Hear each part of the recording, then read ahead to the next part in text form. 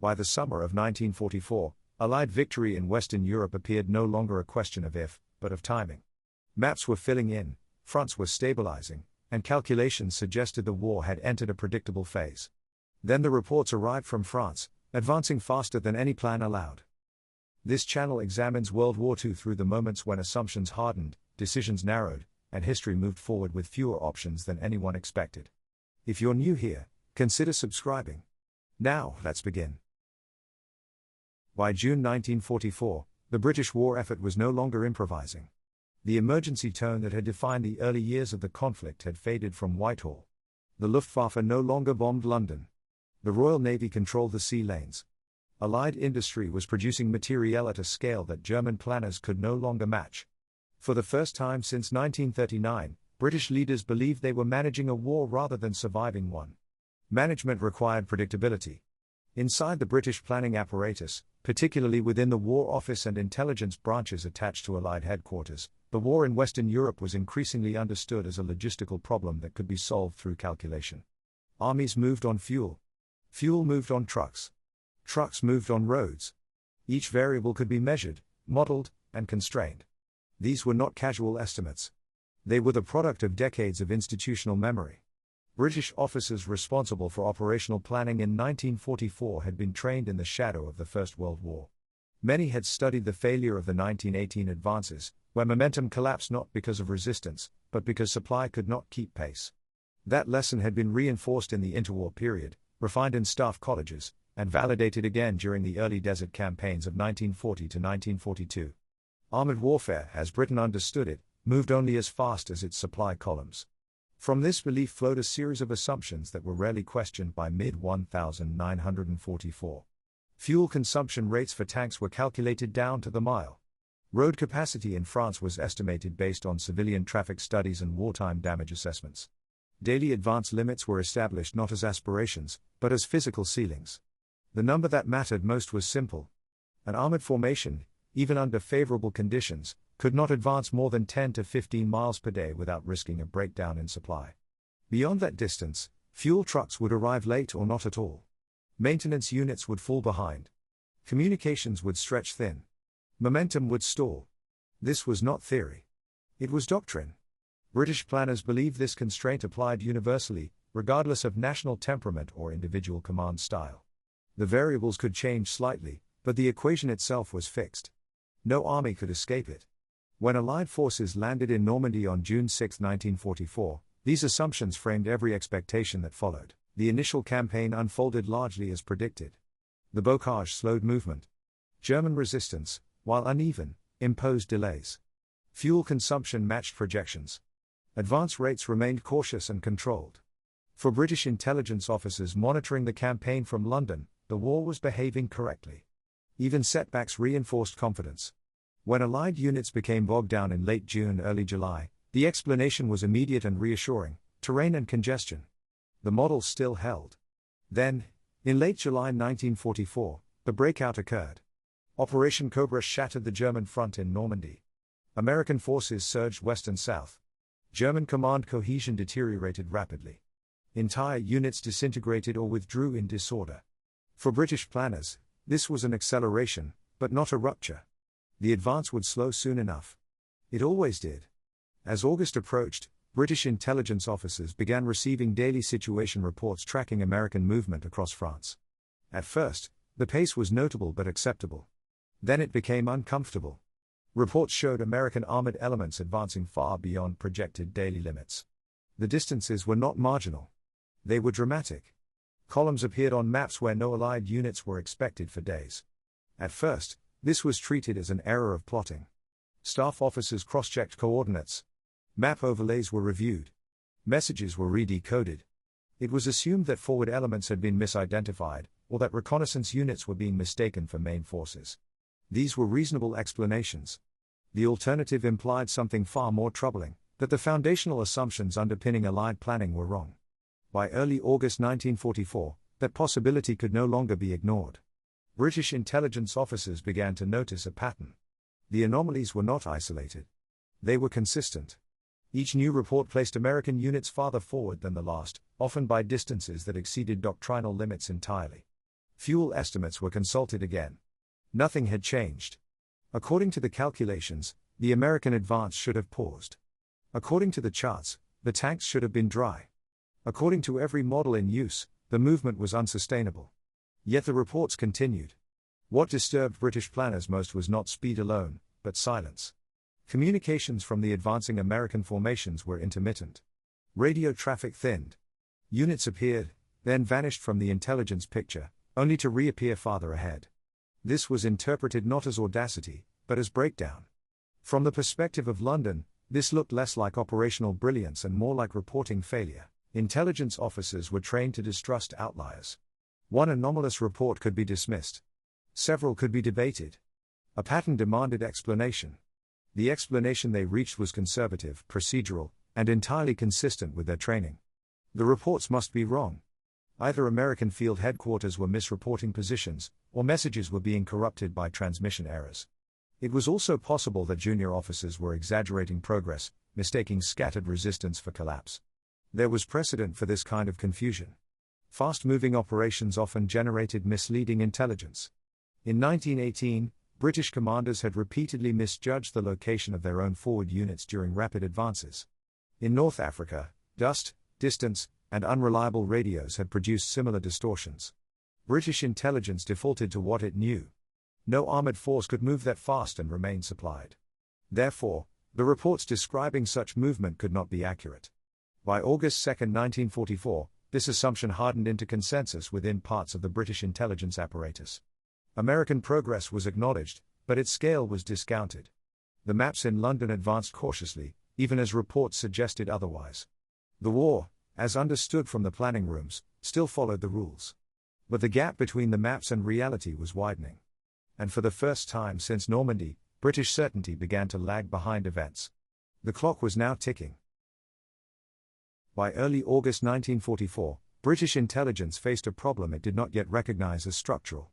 The reports arriving from France no longer contradicted expectations by small margins. They contradicted them by entire days of movement. American armored units appeared on situation maps at distances that, according to British calculations, could not be reached without pausing for refuel and consolidation. The problem was not that the numbers were unclear. The problem was that they were too clear. Each report arrived with coordinates. Each coordinate corresponded to a real town, a real crossroads, a real stretch of road. These were not vague claims of progress. They were precise. And precision made dismissal harder. Inside British intelligence sections attached to Allied headquarters, officers began attempting to reconcile the data without discarding the underlying model.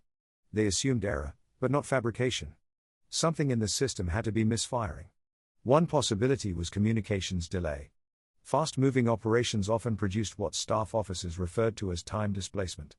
A unit might report its position hours after it had already moved on, leading higher headquarters to believe the advance was faster than it truly was. In static warfare, this mattered little. In mobile warfare, it could distort the entire picture. British analysts recalculated timelines accordingly. If messages were delayed by 6 or 8 hours, the advance rates returned to acceptable limits. The model survived.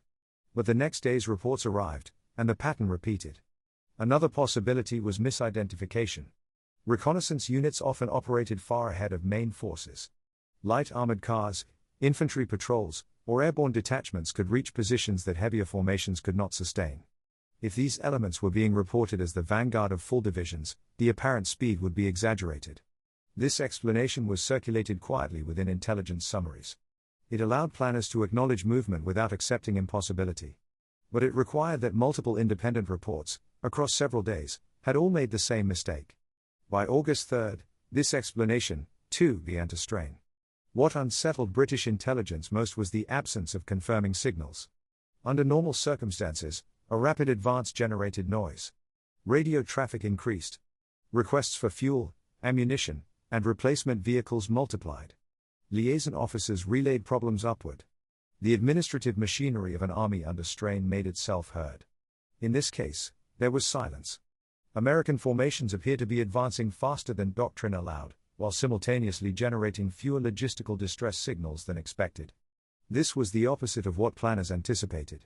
Speed should have produced friction. Instead, friction seemed absent, British officers monitoring the situation noted this discrepancy in internal memoranda. The phrasing was careful. No conclusions were drawn. But the implication was unmistakable. Either the intelligence picture was incomplete, or something unprecedented was occurring. Faced with these alternatives, the institution chose incompleteness. By the second week of August, British intelligence sections began treating American situation reports with increasing skepticism. They were not discarded outright, but they were weighted differently. Confirmed information moved maps. Unconfirmed information was held back. This was not insubordination or rivalry. It was method. British intelligence culture emphasized caution over speed. An incorrect advance line was considered more dangerous than a delayed one. Overstating progress could lead to premature commitments, misallocated resources, or exposed flanks. Better to be slow and accurate than fast and wrong. As a result, the maps in London lagged behind events on the ground. This lag created its own reinforcing logic. When senior leaders reviewed operational maps, they saw advances that aligned roughly with expectation. There was no dramatic rupture demanding immediate reassessment. Reports suggesting deeper penetration were explained away as forward probes or reporting errors. The system appeared stable. Meanwhile, the advance continued. American armored columns moved across northern France with a speed that bypassed pockets of resistance rather than eliminating them. German units withdrew or dissolved. Road junctions were seized before demolition orders could be carried out. Fuel dumps were overrun intact. From London, this produced a strange effect. German resistance appeared to be collapsing in areas that British planners believed American units had not yet reached. This inconsistency was noted. British intelligence analysts began cross-referencing German communications intercepts with Allied position reports. The results were troubling. German messages referenced American formations at locations that Allied maps did not yet acknowledge.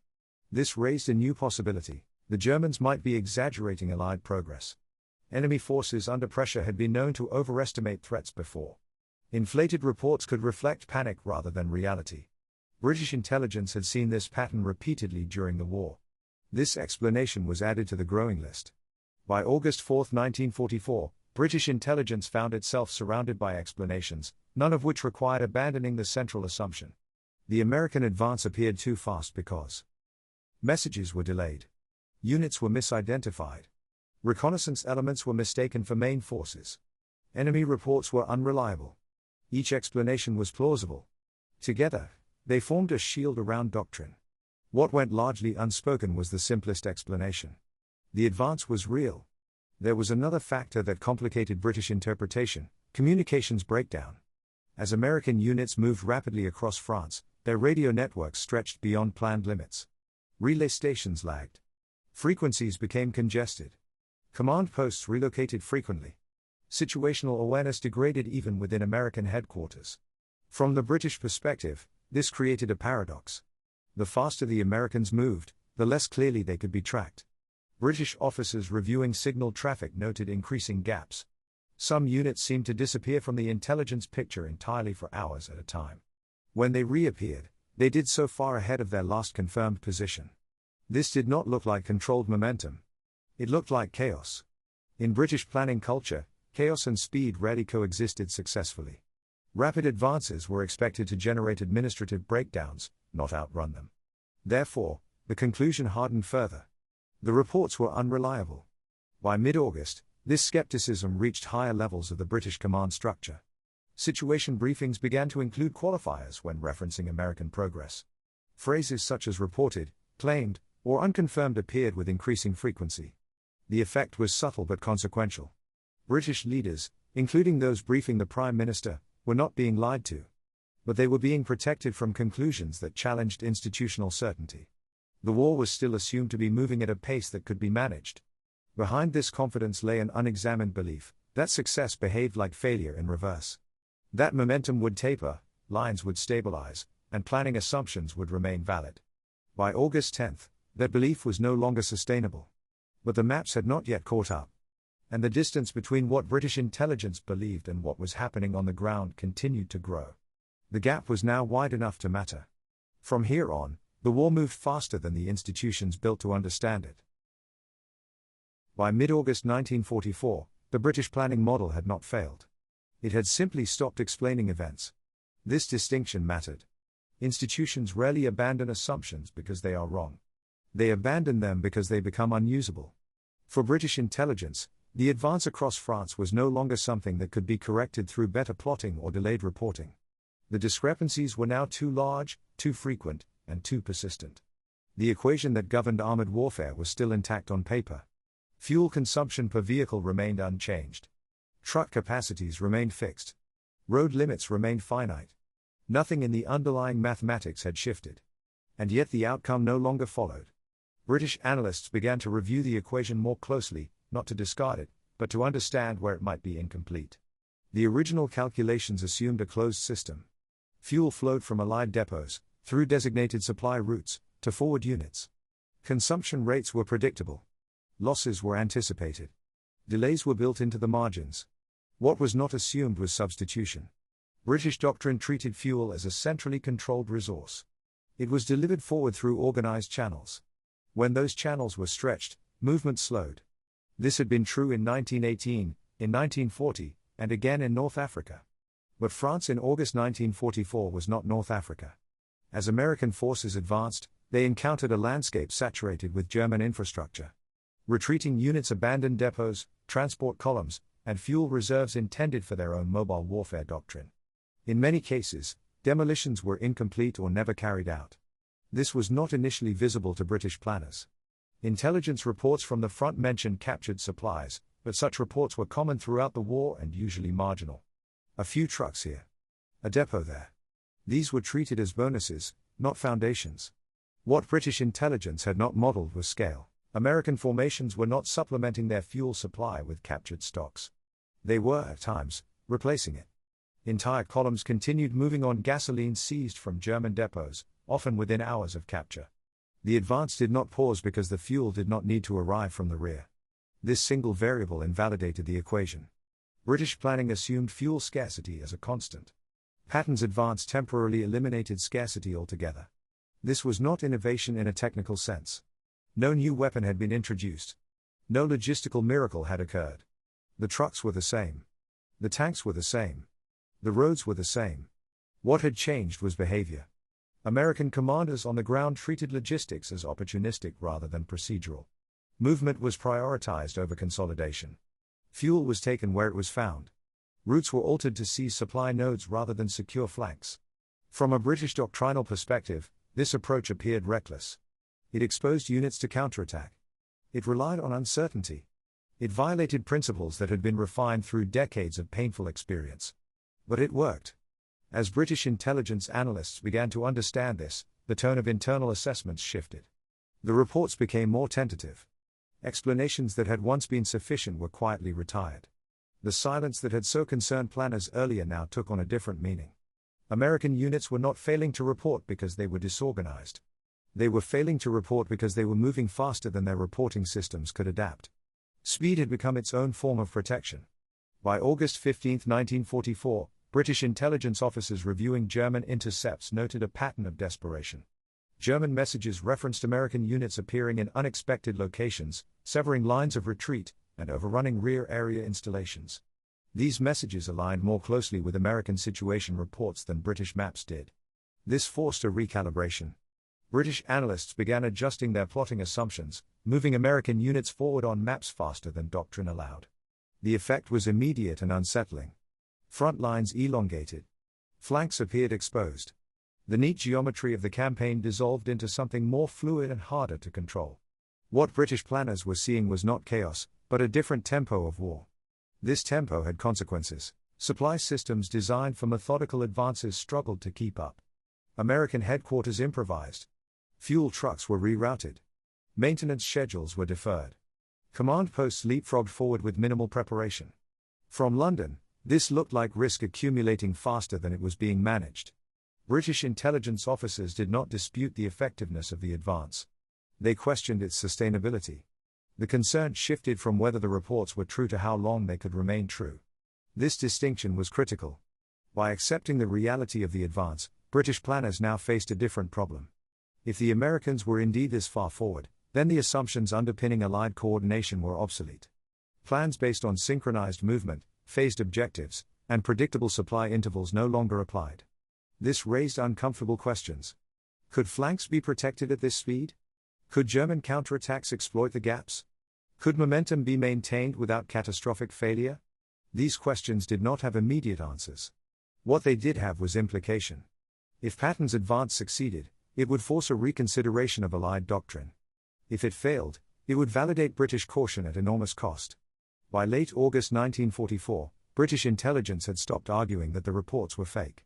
Instead, they began framing them as exceptional, unsustainable, and potentially dangerous. This was a quieter form of resistance. The equation was broken, but its authority remained. And now the burden shifted upward. The next decision would not be made by analysts, but by leaders forced to choose which version of reality to accept. From here, the war narrowed again. By late August 1944, the problem could no longer be contained within intelligence summaries. Information that had once been filtered through layers of qualification was now reaching the highest levels of British leadership. The gap between British operational maps and events in France had grown too wide to ignore. Units that should not have been present were shaping the course of the campaign. German withdrawals were occurring faster than anticipated. Entire regions were changing hands without the expected pauses. At this stage of the war, such developments demanded political attention. Inside the British government, the flow of information followed established rhythms. Situation reports were compiled, digested, and presented in a controlled format. Maps were updated incrementally. Language remained cautious. Certainty, when expressed, was earned. By August 23, 1944, that rhythm was under strain. Briefings prepared for the Prime Minister began to show inconsistencies that could no longer be reconciled quietly. German intercepts pointed to American forces deep in France. Allied air reconnaissance confirmed movement along routes that had not been scheduled for use. Field liaison officers relayed accounts that aligned with American claims rather than British projections. The reports were no longer speculative. For Winston Churchill, this presented a familiar but unwelcome dilemma. Throughout the war, Churchill had navigated the tension between political instinct and institutional advice. He had learned, often painfully, when to trust expert consensus and when to challenge it.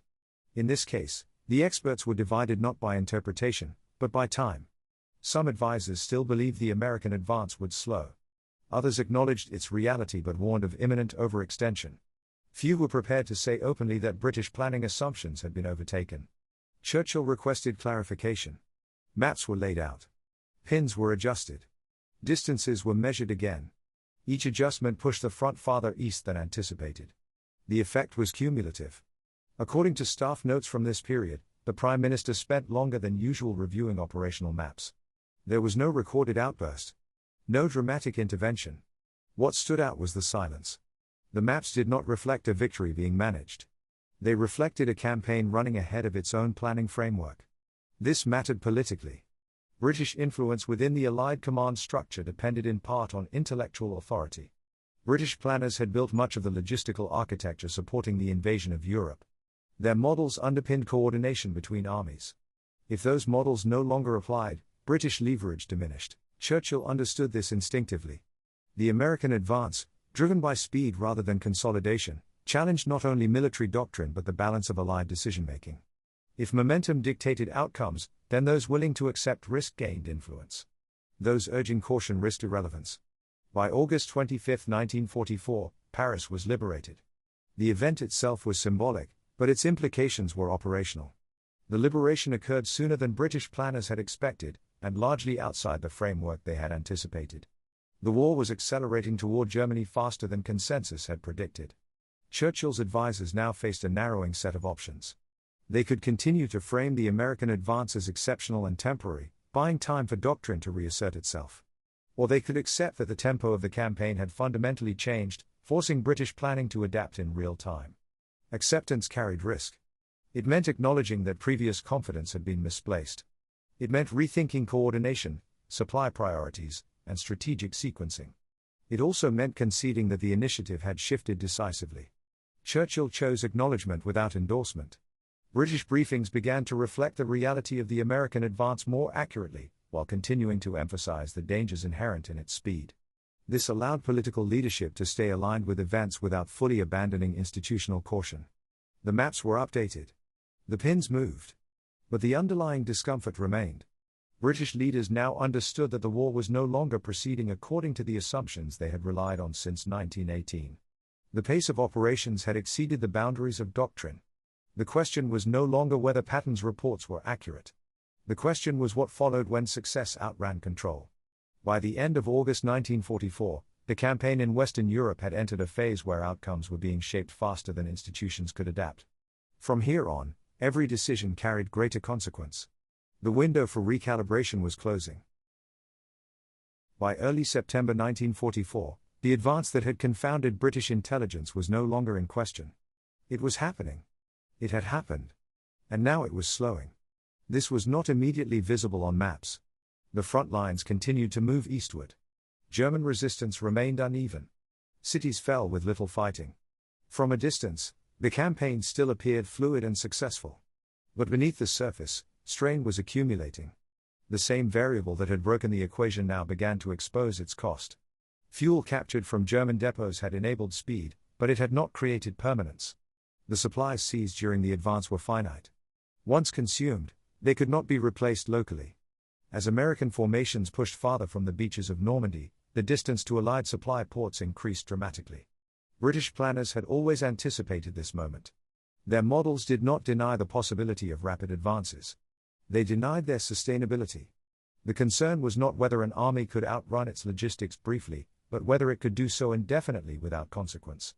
By September 1, 1944, those consequences began to emerge. American units reported fuel shortages that could no longer be offset through capture. German depots had been exhausted or destroyed. Roads became congested as supply columns struggled to keep pace. Maintenance backlogs grew. Vehicles were abandoned not because of enemy action, but because they could not be recovered or repaired in time. British intelligence noted these developments with a mixture of validation and unease. The advance was no longer phantom. But neither was it limitless. From the British perspective, this was the moment the equation reasserted itself. Fuel scarcity returned. Supply lines stretched beyond safe limits. Operational tempo slowed. Yet this did not feel like vindication. The damage had already been done. The rapid advance had reshaped the strategic landscape of Western Europe. German forces had been dislocated. Defensive lines had been compromised. Opportunities had emerged that would not have existed under a more cautious timetable. British planners now faced a different dilemma. Their original assumptions had been correct in principle, but wrong in timing.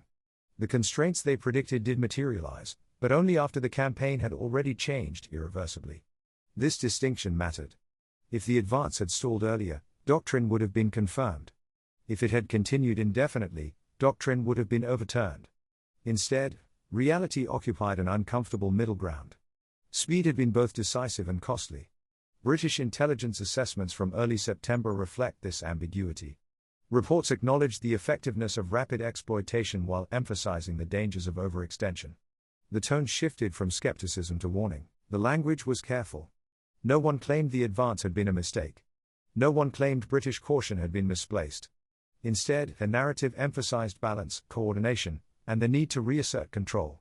But control, once ceded to momentum, was difficult to recover. As Allied commanders debated priorities, the consequences of earlier decisions narrowed their options. Resources were finite. Ports were limited. Supply routes competed for capacity. Every choice now excluded others. This was the paradox of success. The faster the advance, the fewer options remained for managing it. British leaders understood this instinctively. The speed that had shocked intelligence officers in August now constrained planners in September. Decisions had to be made quickly, often with incomplete information. The luxury of methodical recalculation had vanished.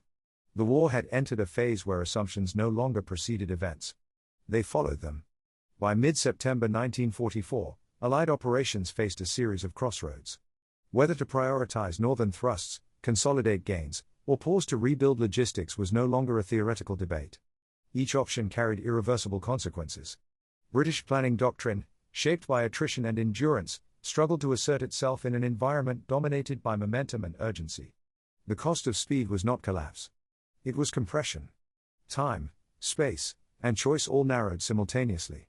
From here, the campaign could not simply resume its earlier logic. The broken equation had left behind a changed war, one in which certainty was replaced by urgency, and planning became reactive rather than predictive. The question was no longer whether British intelligence had been wrong. It was what the war would demand next. By late September 1944, the question that had unsettled British intelligence in August no longer needed answering. The reports from France had not been fake. They had been premature. This distinction would only become clear after the war, when planners, historians, and officers revisited the summer of 1944 with the benefit of distance. In the moment, British intelligence had not failed because it misunderstood arithmetic. It failed because it mistook doctrine for reality. The assumptions that governed British planning were not irrational. They were inherited. They were built on the collapse of offensives in 1918, refined through the interwar years, and reinforced by the logistical struggles of 1940 to 1942. They reflected a hard-earned understanding that momentum without supply invited disaster. In most wars, under most conditions, this remained true. What the summer of 1944 exposed was not that the assumptions were wrong, but that they were incomplete. British intelligence treated logistics as a constraint that preceded movement. The American advance treated logistics as something that could be reconfigured by movement itself. Fuel was not only delivered forward, it was seized forward. Supply nodes were not merely destinations. They were objectives. This reframing altered the sequence of war. British planners believed success followed preparation. Patton's advance demonstrated that, under specific conditions, preparation could follow success. Speed created opportunity. Opportunity generated supply. Supply sustained speed, temporarily. The key word was temporarily. The advance did slow. By September, fuel shortages reappeared. Maintenance backlogs accumulated. Commanders faced choices that could no longer be deferred. The constraints British intelligence had predicted returned, exactly as expected. But they returned too late to preserve the original model. The damage to certainty was irreversible. In post-war analyses, British officers noted that the campaign in France unfolded faster than planning cycles could accommodate. Decision-making shifted from predictive to adaptive. Staff procedures designed for measured advances struggled to keep pace with events driven by momentum rather than schedule. This was not framed as failure. It was framed as lesson. The war had revealed that doctrine functioned best when it described averages, not extremes. Exceptional circumstances could produce outcomes that violated models without invalidating them entirely. The danger lay in treating those models as boundaries rather than guides. British intelligence had not imagined that success itself could generate distortion. They were prepared to interpret enemy deception, battlefield chaos, and human error. They were less prepared to interpret accuracy that exceeded expectation. When information arrived that moved faster than belief systems allowed, it was easier to doubt the information than reconsider the belief. This tendency was not unique to Britain. Throughout the war, intelligence failures often emerged not from ignorance, but from confidence. Systems designed to reduce uncertainty sometimes amplified it by filtering out what did not fit. The summer of 1944 became a case study in this phenomenon. Later historians observed that the Allied advance across France represented a transitional moment in modern warfare. It marked the increasing dominance of tempo over position, movement over consolidation, and opportunity over procedure. It also revealed the fragility of planning structures when confronted with rapid success. British intelligence did adapt. Maps were updated. Assumptions were revised. Coordination improved. But adaptation followed events rather than shaping them. This reversal mattered. Wars are often remembered for their climaxes. Normandy. Paris. The Rhine. But the decisive narrowing of options often occurs earlier, in moments when institutions misread acceleration as error. By the time British planners fully accepted the scale of the American advance, the campaign's direction had already been set. Choices had been made implicitly by momentum. What remained was management, not control. In this sense, the question of whether Patton's reports were fake misses the deeper point. The reports were accurate precisely because they defied expectation. They forced British intelligence to confront a reality that could not be comfortably absorbed into existing frameworks. The resulting hesitation was not a failure of intellect, but a reminder of how certainty resists revision. The war moved on regardless. By the end of 1944, the Western Front stabilized again, shaped by supply, resistance, and winter. Doctrine reclaimed its influence. The extraordinary became ordinary once more. But for a brief period in the summer of 1944, the war outran the systems built to understand it. And in that gap between belief and reality, history moved forward with fewer options than anyone expected. That is what this moment revealed. Not the limits of intelligence, but the limits of certainty. If you've made it this far, You understand that history isn't decided in a single moment. It's shaped by timing, hesitation, and the decisions people make when options begin to close. If this perspective speaks to you, consider subscribing for future episodes. As the war itself would prove, once events are set in motion, they rarely wait for permission.